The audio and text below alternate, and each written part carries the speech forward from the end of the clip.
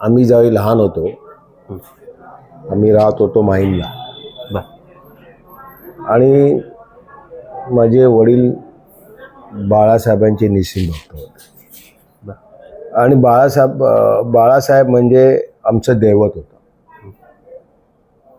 आणि माझ्या वडिलांनी जे काय आम्हाला शिकवण दिली।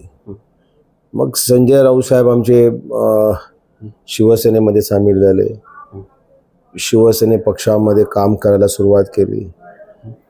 बाळासाहेबांनी संजय राऊत साहेबांना तरुण वयामध्ये सामनाचं संपादक केलं, त्यांना खासदार बनवलं, त्यांना शिवसेना नेता बनवलं, मला 3 वेळा आमदार बनवलं। मग एवढं दिलं असताना आम्ही कशी काय निष्ठा तोडू शकतो? पैसे काय? जे जे लोक गेली, ज्यांनी या निष्ठा सोडून कोलांट्या उड्या मारल्या आहेत, हे फक्त त्यांची निष्ठा बाळासाहेबांवर नव्हती, त्यांची निष्ठा होती पैशांवर। आणि त्यामुळे बाळासाहेबांना काय शिवसेना सोडण्याचा आमच्या डोक्यामध्ये कधी विचार येत नाही। राऊत साहेबांवर किती अत्याचार झाले, राऊत साहेबांना चुकीच्या मार्गाने ईडीने अटक केली, जवळजवळ 110 दिवस तुरुंगात होते।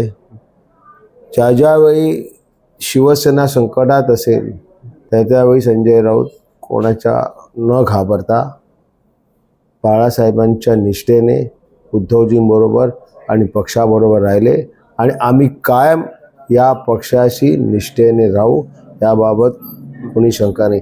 आज लोक म्हणतात ना, निष्ठा कशी असावी, निष्ठा कशी असावी, तर निष्ठा संजय राऊत साहेबांसारखी असावी। किती अत्याचार झाले, किती आम्हाला तोडण्याचे फोडण्याचे प्रयत्न केले, मलाही खूप प्रयत्न केले ना, मला मोठ्या मोठ्या ऑफर्स होत्या, पण काय होणार? पैसे घेतल्यानंतर मागे एक नाव लागेल, ते गद्दार।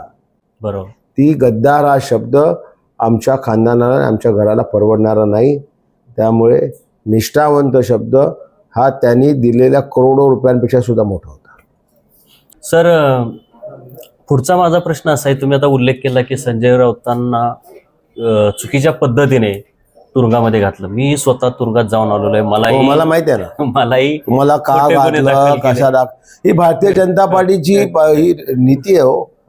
तर जो आपल्याकडे येणार नाही, जो आपलं ऐकणार नाही, जो आपल्याला त्रास देईल, जो आपल्या विरोधात बोलेल, हे भारतीय जनता पार्टी सरकार नव्हे, या महाराष्ट्रामध्ये या देशामध्ये इंग्रजांचं सरकार होतं।